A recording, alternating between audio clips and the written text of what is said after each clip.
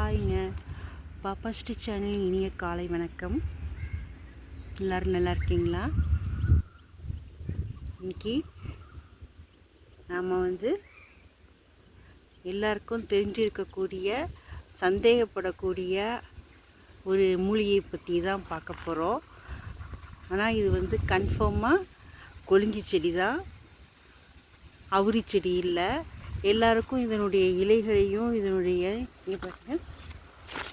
இதனுடைய இலைகளையும் பார்த்தாக்கா அவுரி செடிங்குவாங்க, கொளிஞ்சி செடிங்குவாங்க. இது கொளிஞ்சி செடி தாங்க. இதனுடைய விதைகள்லாம் கொட்டி போய் அதனுடைய கவர், சீடு கவர் மட்டும் இருக்குது. இந்த பூ பாருங்கள், பிங்க் கலரில் பூத்துருக்குது. இது கொளிஞ்சி செடி தான்.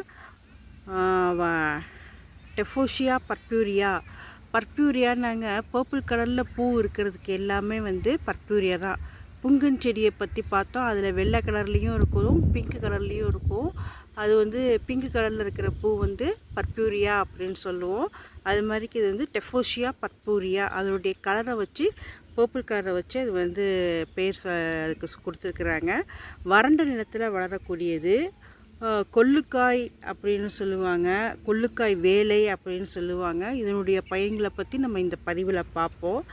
இயற்கை உரமாக பயன்படுத்தப்படுகிறது, தலைச்சத்தாக இது பண்ணுது. நெல் தென்னைக்கு உரமாக மடக்கி விடுதல் அப்படிங்குவாங்க. மடக்கி விடுதல்னாக்கா, நெல் போட்ட வயலில் நெல் அறுவடைக்கு பின்னால், தென்னை மரத்தோடைய அறுவடைக்கு பின்னால் இதை மடக்கி விடுதல் அப்படின்னு சொல்லுவாங்க.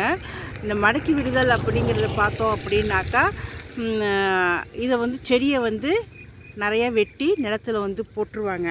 அடி உரமாக பசுந்தாளுக்கு பயன்படுத்தப்படுது. காஞ்சி மண்ணோட மண்ணாக மக்கி போய் அதையே உழுது அதுக்கு உரமாக போட்டுடுவாங்க. வேர், இலை, தண்டு அனைத்துமே நமக்கு உதவுகிறது. இதில் இந்த வேரை நம்ம பிடுங்கி பார்த்தோம் அப்படின்னா இது ஃபேபேசி ஃபேமிலியை சேர்ந்ததுங்க. இது வெயில் அதிகமாக இருக்கிறதுனால உருவி உங்களுக்கு காமிக்க முடியல, இன்னொரு நாள் காமிக்கிறேன். இந்த மாதிரி ஃபேபேசி, அதாவது அவரை, கொள்ளு, பருப்பு, துவரம்பருப்பு, பீன்ஸு, இந்த மாதிரி செடிங்கள்லாம் இருக்குதுல்ல, உளுந்து, பயிறு, தட்டைப்பயிறு, பாசிப்பயிறு இதெல்லாம் இருக்கு இல்லையா, அதுலெல்லாம் எல்லாமே ஃபேபேசி ஃபேமிலியை சேர்ந்தது தான். அதில் வேறு உருவி பார்த்தோம் அப்படின்னாக்கா, வேர் முண்டுகள், அதாவது முடிச்சுகள் காணப்படும். அது என் டு ஃபிக்சேஷன் அப்படின்னு சொல்லுவோம். என் டு ஃபிக்சேஷன்னாக்கா நைட்ரஜன் முடிச்சுகள் அல்லது முண்டுகள் அப்படின்னு சொல்லுவோம். என்னன்னாக்கா, மண்ணுக்கு நல்லது செய்யக்கூடிய பாக்டீரியாக்களை அது சேமித்து வச்சுருந்து மண்ணுக்கு கொடுக்குது. அதனால தான் இதை நம்ம தலைச்சத்தாக பயன்படுத்திக்கிறோம். நைட்ரஜனை நிலைநிறுத்தக்கூடிய பாக்டீரியாக்கள் இதில் அதிகமாக இருக்கிறதுனால மண் வளத்தை மேம்படுத்த பயன்படுகிறது. கல்லியல் பிரச்சனைக்கு தீர்வாக உள்ளது. மணிச்சத்து, சாம்பல் சத்து, தலைச்சத்து உள்ளதால் நிலத்திற்கு உயிரோட்டமாக இருக்கும். அதே மாதிரி இல்லாமல் லங்ஸில் சுவாச பிரச்சனைக்கு, நோய் எதிர்ப்பு சக்திக்கு, குஷ்டம், தோல் வியாதிக்கு வெளிப்பூச்சாக பயன்படுது. நீர்ப்புண், அதாவது நீர்க்கடுப்புன்னு சொல்லுவாங்கள்ல, அதுக்கு, குடற்புண், இதய நோய்களை தீர்க்கக்கூடியது, மலச்சிக்கலை போக்கக்கூடியது.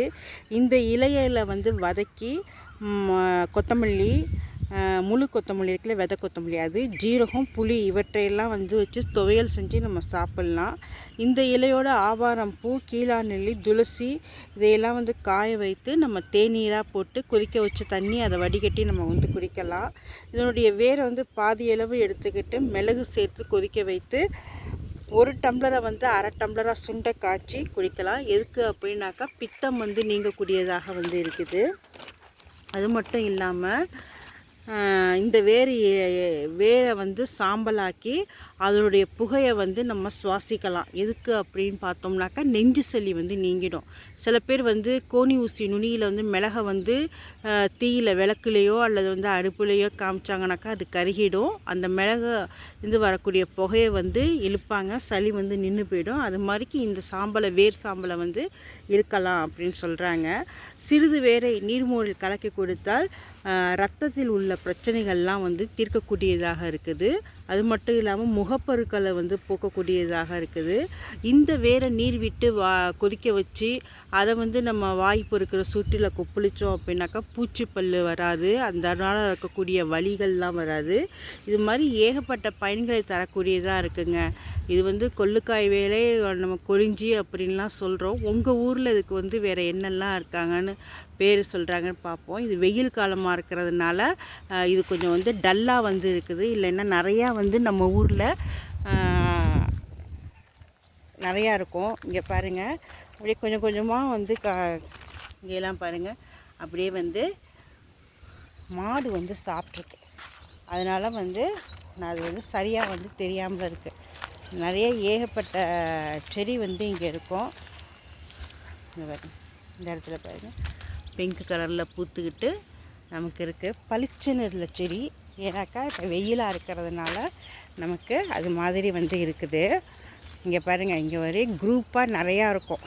இப்போ நானே வந்து நம்ம வீட்டில் உள்ள க்ரோ பேக்கில் உள்ள செடிக்கெலாம் வந்து இதை வந்து போடலாம், அப்படி வெட்டி போட்டுடலாம் அப்படின்னு நினச்சிக்கிட்டு இருந்தேன். கொஞ்சம் 4-5 நாளாக நான் வந்து விட்டுட்டேன் கவனிக்காமல். இது தெருவோரத்தில் இருக்கக்கூடியது தான். ஆனால் அது பாருங்கள், வெயிலில் அதிகமாக இருக்கிறதுனால காஞ்சி போயிடுச்சு. அதனால் வந்து இது வந்து இப்படி இருக்குது.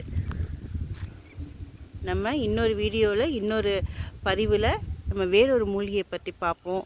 நன்றி, வணக்கம். பாப்பாஸ்ரீ சேனலுக்கு லைக் பண்ணுங்கள், ஷேர் பண்ணுங்கள், சப்ஸ்கிரைப் பண்ணுங்கள்.